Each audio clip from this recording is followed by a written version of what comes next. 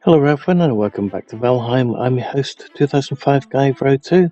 Once again, we're currently in the single player world, which I haven't really shown off very much of. Basically, when doing the single player, I'd probably want to start again from scratch. That said, as you can see, we've got the antler pick and not the activated boss.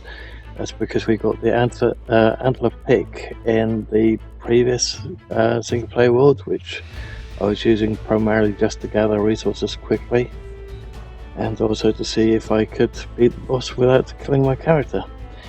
But basically I transferred the antler pick over to my current world so it could help me get stone faster to make the wall, and I wound up making a moat on the other side of it too. So I found that you can actually jump over it if it's one wide. You can also jump over it if it's two wide, but you do have to have full stamina with that. Now I say I've now found out that you can do it up to two wide is because I've pulled this character over into the multiplayer one so he could flatten some areas, and I wound up accidentally making a moat down one side. So that said, oh yeah, and this is where we're going to test out a portion of the wall and the very thin moat. But that said, we're going to go through the update today. Now, I have to apologize in advance. My reading out loud is quite terrible. I'll have a lot of stutters in it, a lot of ums in it, and I'll probably wind up accidentally changing words here and there. But that said, let's try and get through this and not wind up going like my character almost did by dropping into that hole, and go through the patch notes. So the patch reads as followed. Today's patch has come with huge changes to dedicated servers. Dedicated servers now always use direct connections instead of using Steam datagram relay. Okay, I'm not particularly keen on direct connections because people have to know your IP address and stuff like that. Personally, I prefer it through Steam, but that's just me. Maybe. I think a lot of people actually that play games through Steam would probably want it through Steam instead of using their IP address. But let's get on with it. This should result in lower latency for most players. Private dedicated servers are enabled by adding -public 0 to server command line. See manual PDF. So my guess is they've added a PDF somewhere. You can only connect to private dedicated servers using the Join IP button. I really hope that this patch solves a lot of connection issues introduced in last week's patches due to switching sockets backend. In addition to these dedicated server fixes, Valve are also working on fixes to the SDR system used when connecting non-dedicated servers, and I believe there is already a beta Steam client available that fixes some of these issues. And it goes on localization updates. Made Haldor head turn smoother. I suspect that he's one of the bosses. Unfortunately, I haven't gotten that far. I tend to take my time with it, do a lot of planning ahead for when we do wind up killing the bosses and get raided and everything else. Hence why I'm making this little moat for a little outpost for this section. Object network interpopulation is skipped if object was far away.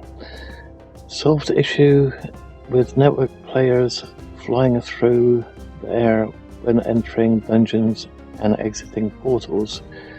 I haven't had that problem just yet, but I suspect that that's a network-only problem. Added public -public 1-0 flag to dedicated servers again. Allows players to host local LAN servers only. Join IP-button updated to allow for LAN connections. Dedicated servers only, and DNS support. So that's direct network support. Dedicated servers use direct IP connection instead of SDR. Solves issues with slow steam relays in some areas of the world. Bone mass puke effect network fix. Updates dedicated server PDF manual. Prevent pickup items when entering portals. Lowered wolf protection. Procreation. Yeah, it is procreation slightly.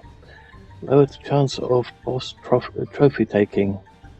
So wolf protection. Procreation might be a good one, because I could have sworn that I kept hearing wolves here, and I was going, please don't tell me that there are wolves in the game, and if there are, let's hope that they don't, or they can't jump the gap. So I'm not, I haven't come across any wolves yet, but it was one of those fears when I started hearing it. So I decided to get this leather peaks that little bit quicker. Okay, so what I'm going to do is I'm going to leave you guys here with the rest of the time lapse, or I'm going to chop some of it out of it, basically some of the boring stuff, until we hit the dungeon. The dungeon, at first I was thinking, there's nothing really in this one. It's all just little end blocks with nothing behind it, no cores or anything. And thankfully, no big boss. But I was wrong about the cores and just being little end blocks. And there was a couple interesting things in there, and something that I was not expecting this early in the game. But that said, what I'm going to do is I'm going to leave you guys here with the time lapse. If you like the video, please leave a like. If you don't, please let me know why in the comments below. Also, if you're not subscribed already, please hit the subscribe button to help the channel grow, and the little bell icon, and select all to get notified when the next video goes out. Thank you all for watching, and I hope that you guys enjoyed the rest of the time lapse.